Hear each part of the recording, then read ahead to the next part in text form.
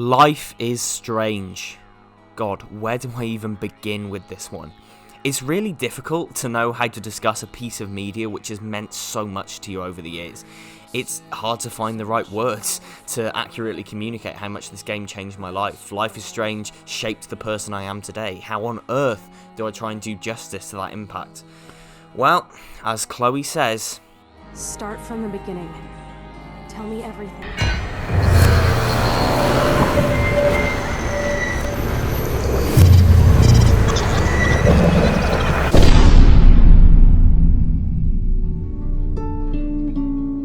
Life is Strange is a 2015 episodic story-driven adventure game following Max Caulfield, an 18-year-old student who one day discovers she has the ability to reverse time. As Max explores her newfound powers and abilities, she's reunited with Chloe Price, her childhood best friend who she's not seen in years. The two begin to uncover a conspiracy that leads them to the very depth of the seemingly idyllic town of Arcadia Bay. Max discovers that actions have consequences and that life is indeed strange. Now, this isn't a review of the game. It's 6 years old now, and there are tons of videos and articles on the internet critiquing all 5 episodes in great detail. Hell, I even played through the whole thing last year on my channel, so you can go check those videos out for sort of individual reviews of individual moments of the game. No, this video is what Life is Strange means to me, what it did for me in 2015, and what it continues to do for me today. Back in 2015, when I first played the game in August of that year, I was 13, nearly 14 years old, and I was, like all 14-year-olds are, filled with hormones, still trying to figure out who I was and where I fit into this mad world. Truth be told, I was completely lost, and at the time, I felt completely alone. It's really funny, at the time I thought my world was ending every time I had too much homework, or I had a petty falling out with a friend. I vividly remember thinking at the time, man, I wish I was a kid again. Fast forward 6 years and I'm thinking, man, I wish I was 14 again. It's so funny how that works. Anyway, enter this little game that was getting some attention called Life is Strange. I had no idea what it was about, but I thought it looked kind of cool, so I watched the trailer. Specifically, this trailer.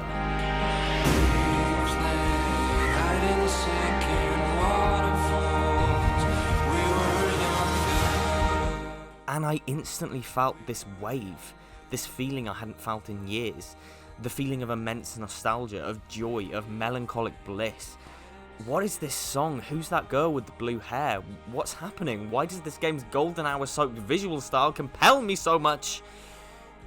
Okay, so maybe I wasn't thinking that exact thing at the age of 14, but you get the point. That trailer is one of the few times in my life where I've watched a piece of advertisement and been so completely and utterly entranced and transported. I played the first episode, and by its gloriously warm ending with its hanging plot threads and intriguing character developments, I was in love. I was in love with this world. I was in love with Max. I was in love with Chloe. I was in love with Arcadia Bay. How I wanted to live in Arcadia Bay.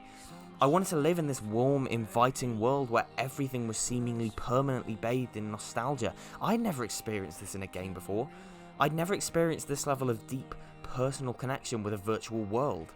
At the end of episode 2, when I failed to save Kate Marsh, I was devastated. In this moment, I wasn't playing as Max Caulfield. I was Max Caulfield.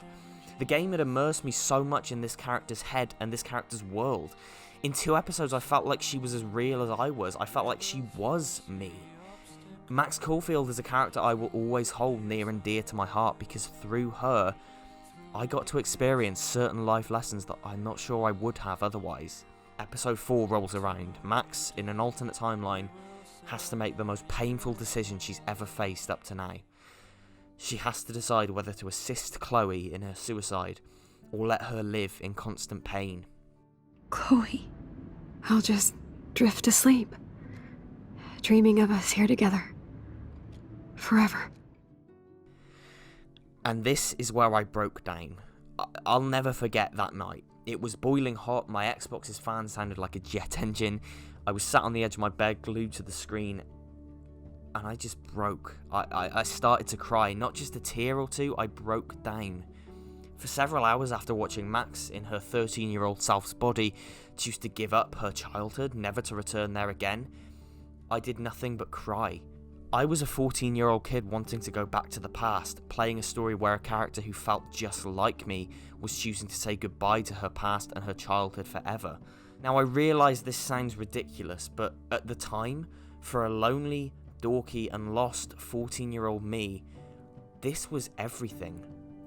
And that was it. The moment my life changed forever.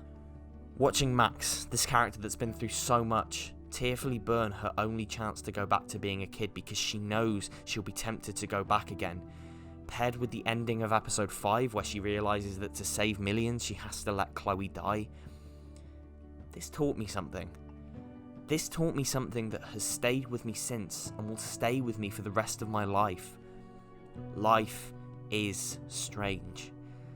I realised as I watched the credits roll on the final chapter of Max and Chloe's story that my little breakdown in episode 4 wasn't just me being so involved in the incredible emotion and pathos that the game had managed to portray. It was me realising that I can't live in the past. Nobody can. It was me learning to let go. And that's okay.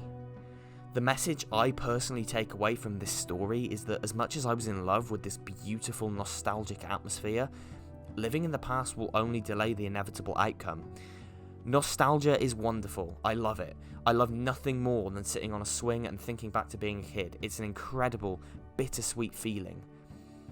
But we cannot, as human beings, lose ourselves to it. Otherwise, we would be hollow, unable to grow beyond what we now think of as perfect bliss, even though, at the time, we wanted something different, something more.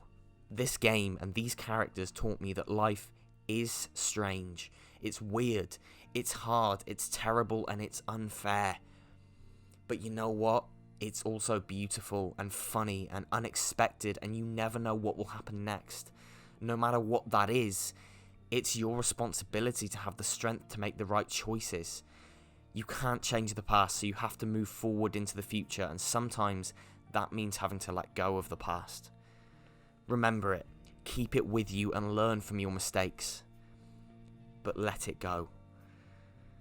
Life is Strange is now a successful franchise with a prequel and sequel released, as well as comic book continuations. I personally didn't connect with the prequel or the sequel, but I'm beyond excited for the next chapter, True Colors. And hey, the first game's getting a brand new remaster which fixes a lot of the visual issues of a 6-year-old game. I can't wait, and I'm so grateful that this franchise is still telling stories. I hope that these new games will have the same effect on people as the first one did on me 6 years ago. But for me, what will always be Life is Strange, what will always mean the most to me, is that first game. That 2015 version with slightly dodgy lip sync and awkward dialogue at points, but the version that gave me experiences and feelings I will cherish for the rest of my life. The game that gave me characters that felt like they too were experiencing every feeling I had at the time. The game that I can come back to every few years and experience all those emotions again. The game that reminds me, even in my lowest points, that there are people out there who get it.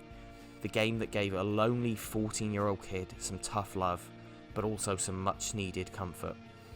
This game made me feel things I never felt before, as well as introducing me to so many great indie musicians that I never would have checked out if their work hadn't been featured so prominently in the game. Artists like Sid Matters, Local Natives, Amanda Palmer, Bright Eyes, to name but a few. This game gave me so much. The flaws are there, I'm not blind to them, but it's more than the sum of its parts, because when this game gave me so much, those flaws hardly matter. No matter how much I enjoy the future of the franchise, I doubt I will ever have this much connection to a game for a very long time. Hell, maybe not ever again. Life is Strange came along and hit me exactly when I needed it to, giving me perspective that I will cherish forever. And that's not something that can be replicated. But that's fine. That's okay. Because this game, this work of art, continues to touch me today. I may have moved on from the period I needed it the most, but that doesn't matter. It's one of my favourite pieces of media of all time, one of my most cherished pieces of media of all time, and it always will be. And that's what Life is Strange means to me.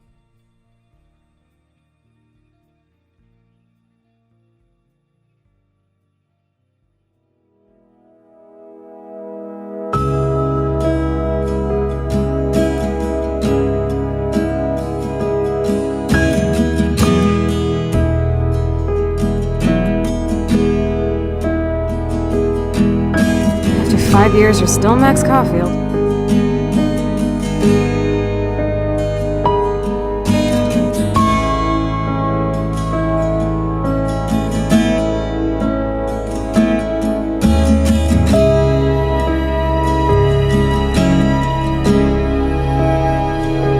I want you to be strong, even if you feel like I wasn't there for you, because I will never abandon you, Chloe.